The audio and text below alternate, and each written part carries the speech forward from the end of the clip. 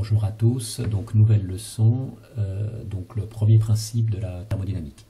Donc cette leçon est vraiment importante pour ceux qui continuent les sciences, mais dans tous les domaines, hein, c'est important aussi en chimie. Hein.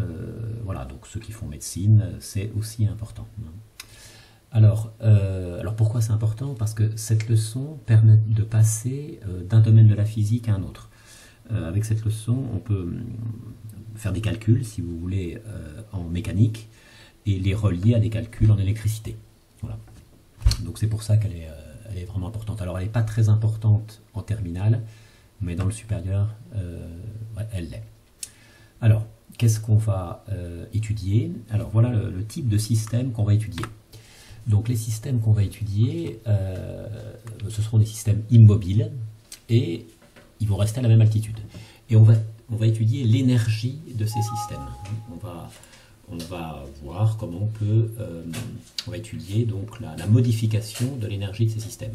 Alors ça peut paraître un peu bizarre, car on a vu qu'un système qui était immobile et qui restait à la même altitude, par exemple, voilà cette main qui est immobile, ou je sais pas, une planche de bois qu'on pose sur une table, ben, on avait dit que son énergie était nulle et il n'y avait pas de raison que l'énergie change. En tous les cas, son énergie était nulle.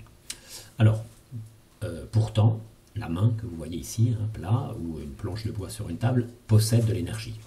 Même si on ne fait rien, elle possède de l'énergie. Alors pourquoi? Eh bien, en fait, il faut reprendre la définition de l'énergie. On a vu qu'un corps possède l'énergie si il se déplaçait, s'il pouvait produire un mouvement. Voilà. Donc en fait l'énergie, on a vu que c'était lié au mouvement. Alors une planche de bois sur une table ou cette main, eh bien, produit un mouvement. Alors un mouvement que l'on ne voit pas, mais elle produit un mouvement. Donc effectivement, dans une planche de bois, il y a des molécules, et ces molécules vibrent, parce que la planche de bois a une certaine température, on va dire 20 degrés. La main, c'est pareil. La main est à 20 degrés. Eh bien, les molécules constituant la main vibrent. Alors, on ne le voit pas, c'est à l'échelle microscopique, mais ça vibre. On appelle ça l'agitation thermique. Alors, donc, il y a un cas où les particules constituant un solide ne vibrent pas, c'est quand il est à la température la plus basse. La température la plus basse, c'est moins 273 degrés Celsius. C'est la température que l'on a dans l'univers, loin de toute planète, loin de toute étoile. Mais en dehors de ce cas-là, eh bien, les particules vibrent. Alors plus la température est élevée, plus les particules vibrent. En fait, la température, c'est la mesure, est liée à la mesure de l'énergie cinétique de l'ensemble des particules du corps. Voilà. Plus la température augmente, plus l'énergie cinétique des particules augmente. Donc en fait, la main, eh bien, immobile comme ça, elle possède de l'énergie. Alors, cette énergie, on va pas l'appeler énergie mécanique, parce que l'énergie mécanique de la main, elle est nulle, puisque la main n'a pas de vitesse, globalement elle n'a pas de vitesse, et puis elle reste à la même altitude. Donc si ça, on dit que c'est l'altitude 0, bien, son énergie potentielle est nulle, et son énergie mécanique est nulle. Donc on va l'appeler autrement, cette énergie. Donc c'est une énergie microscopique, c'est la somme de l'énergie cinétique de chaque particule, et aussi de l'énergie potentielle. Alors, je vais prendre un autre exemple, peut-être pour mieux expliquer l'énergie potentielle microscopique. Prenons un cristaux de sel, par exemple. Les cristaux de sel sont constitués de cations et d'anions, donc des ions Na+, et Cl- collés les uns aux autres. Donc, ils s'attirent mutuellement. Eh bien, l'énergie potentielle microscopique est liée à la force d'attraction entre les cations et les anions. Donc il existe alors c'est pareil pour les molécules, donc il existe une énergie microscopique, une énergie potentielle microscopique. Et la somme de l'énergie cinétique microscopique et de l'énergie potentielle microscopique donne l'énergie de la main. Alors cette énergie, je vous ai dit, on va pas l'appeler EM, on va pas l'appeler énergie mécanique, on l'appelle énergie interne. D'accord?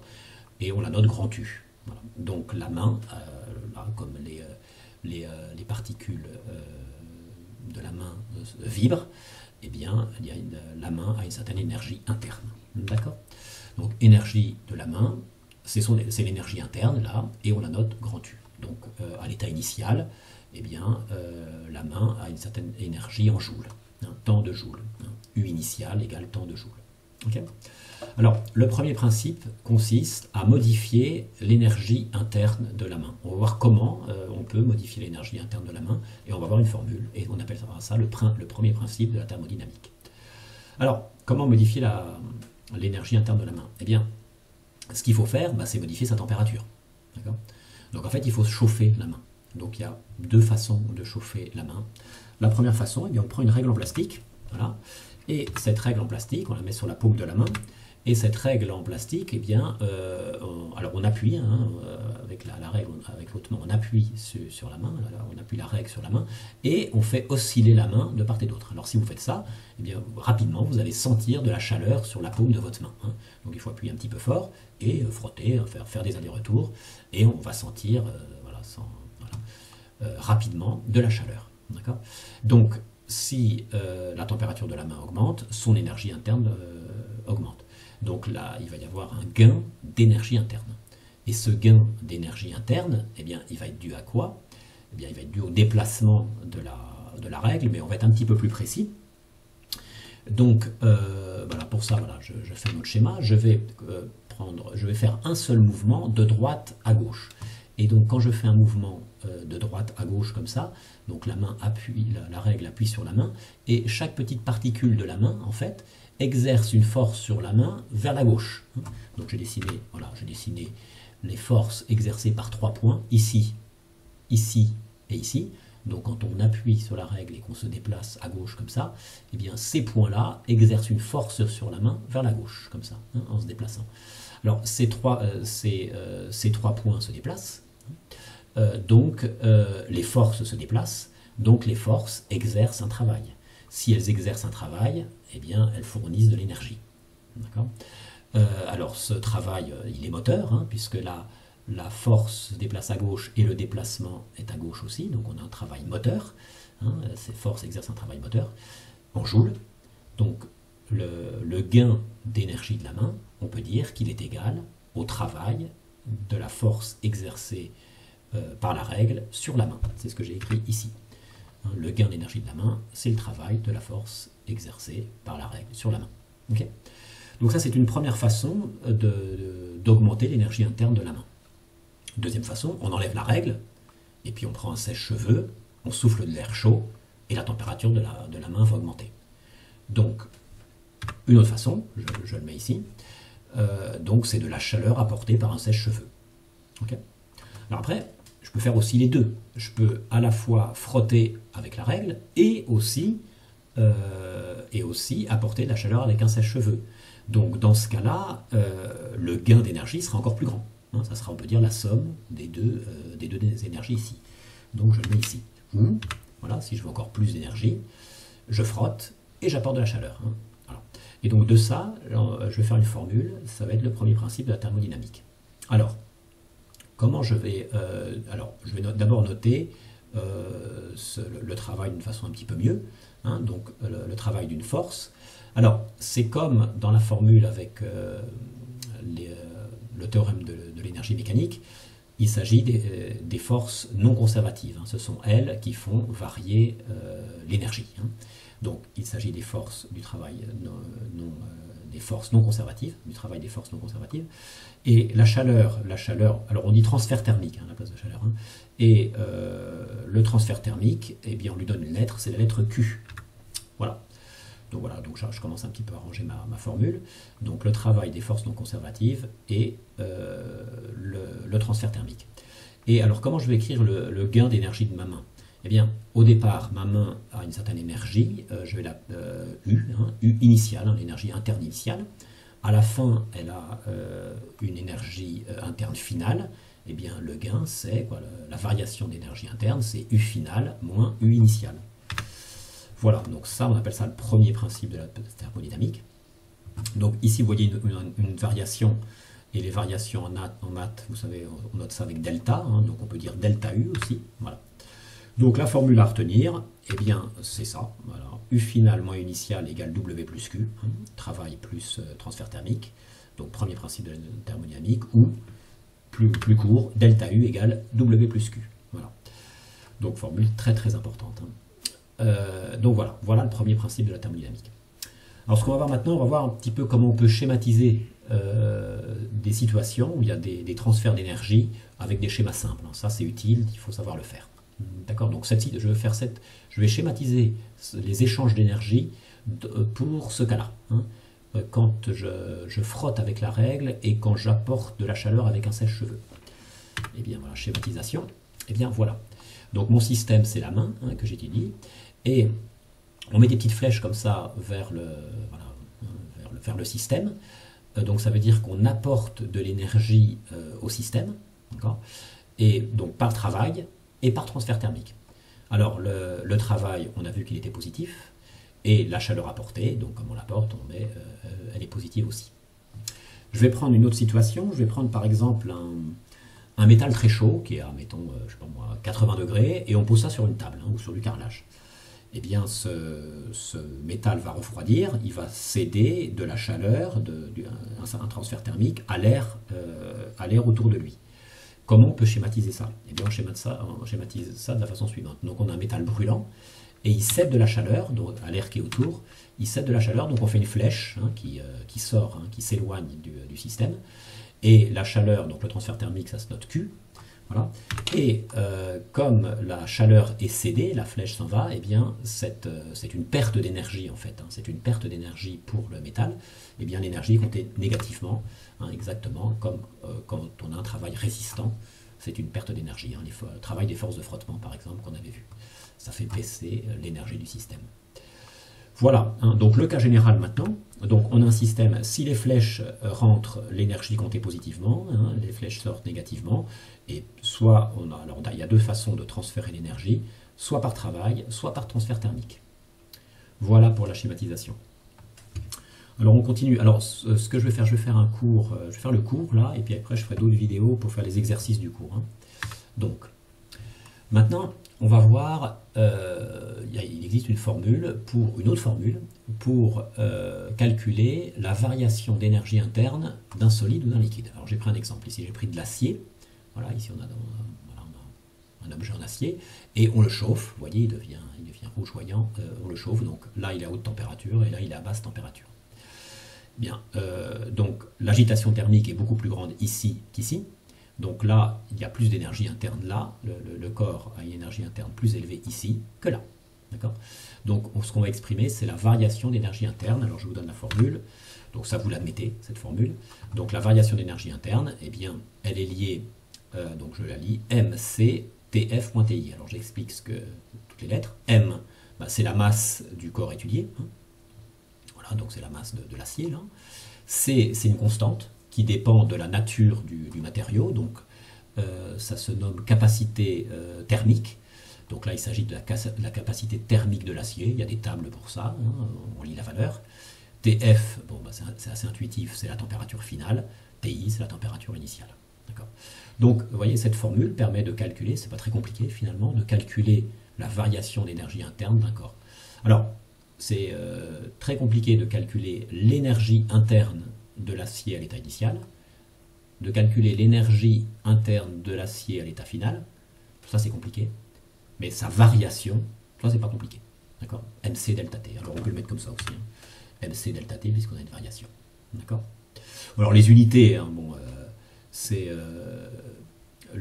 alors ici, l'unité de C, eh bien, il va y avoir forcément, donc ici on a des joules, donc ici, dans l'unité de C, on va voir forcément des joules, et on va voir au dénominateur, on voit des joules par kilogramme et par degré. Alors, si l'unité de C, donc on a des kilogrammes, la masse, il faudra la mettre en kilogrammes. Si dans l'unité de C, on a des grammes, la masse, il faudra la mettre en grammes. Alors, pour ce qui concerne la température, il y a deux unités possibles, les degrés Celsius, qu'on utilise deux unités. Les degrés Celsius et les Kelvin, alors on ne dit pas degrés Kelvin, on dit Kelvin. Alors comme il s'agit d'une variation, eh bien on peut prendre soit l'un soit l'autre. Pourquoi? Parce que en fait la température en Kelvin et la température en Celsius, il y a simplement un décalage de 273. Donc si on fait une différence, le décalage s'en va. Plus précisément, la température en Kelvin, ben, c'est égal à la température en Celsius plus 273. Donc, par conséquent, l'unité qu'on peut mettre ici, c'est Celsius ou Kelvin, comme on veut. Ça reviendra au même. La variation sera identique. Donc voilà, donc on va faire des exercices avec ça. Voilà pour la variation d'énergie interne. Alors, oui, alors les transferts thermiques, je vais en parler un peu, parce qu'il y a trois façons de transmettre la chaleur. Donc là, je vais vous montrer une animation. Il y a trois façons de transmettre la chaleur. Donc la conduction, la convection et le rayonnement. Alors, voilà, je fais défiler les animations et puis je commente. Alors, la conduction d'abord. Alors, la conduction, donc on voit une personne, il y a un feu, là il prend un morceau de métal et il chauffe le métal, il met le métal dans le feu, l'extrémité du métal dans le feu, donc on va voir à l'échelle microscopique ce qui se passe. Donc quand ça va arriver là, donc j'attends. Voilà, donc là, la chaleur se propage et il a mal. Donc maintenant on va voir à l'échelle microscopique ce qui se passe. La conduction est un mode de transfert thermique. Bon, elle a lieu principalement dans des corps à l'état solide. Que se passe-t-il dans le pic en métal? Que se passe-t-il dans le pic en métal? Lorsqu'une extrémité voilà, du pic est placée au contact donc là, d'une voyez, source chaude... j'arrête. Donc on voit pas bien, hein, mais quand c'était... je vais même pas arrêter là. Hein, parce que ça bouge là. Voilà, bon, dans tous les cas, ça bouge, bah, c'est parfait. C'est bizarre. Ouais, bon. Bref. Sa température n'est plus homogène. L'énergie cinétique microscopique bon, bref, voyez, les petites particules bougent, ça représente l'agitation thermique. Que dans la partie froide. Alors je vais revenir un petit peu avant quand même. Voilà.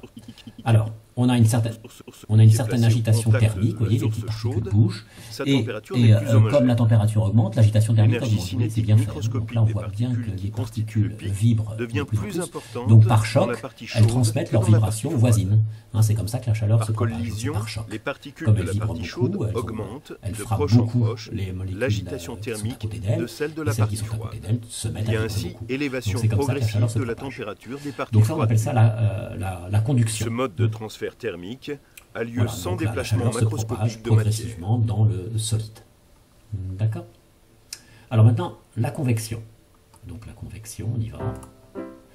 Alors, il y a une flamme et la main, tout d'un coup, la personne met la main au-dessus de la flamme. La convection est un mode de transfert thermique. La convection est un mode de transfert thermique. Elle se produit dans un fluide, c'est-à-dire un corps à l'état liquide ou à l'état gazeux. Qu'est-ce que cela signifie concrètement? Davantage, on va regarder si sa température n'est pas homogène, l'air chaud, moins dense. On va l'arrêter là. Oui. Non, je ne peux pas l'arrêter, c'est bizarre. Bon. Alors, comment ça fonctionne? Eh bien, l'air ici, il est chaud, puisque la flamme est chaude. L'air ici, il est chaud. Et comme l'air est chaud, eh bien, sa masse volumique diminue. Sa masse volumique diminue, il devient moins dense. Et un corps tandis qu'autour, l'air est moins chaud, donc ce gaz-là est moins dense, donc les corps moins denses se mettent à monter. Donc le gaz chaud se met à monter, et le gaz qui est moins chaud va prendre la place, ici, comme ça, ici. Donc du coup, on va voir au bout d'un moment une circulation, le gaz chaud monte, et le gaz froid, comme ça, eh bien, est aspiré. Donc on va voir des mouvements de convection, comme ça, le gaz va faire comme ça, ici. Voilà, et puis ici comme ça. Donc chaud, voilà, et ici c'est le gaz qui est plus froid et qui remonte comme ça. D'accord? Donc là, on a des molécules vraiment qui se déplacent. Voilà, on a le gaz chaud qui se déplace entièrement. C'est pas comme la conduction où comment ça s'appelle, le déplacement se fait par propagation. Un peu comme une onde, si vous voulez.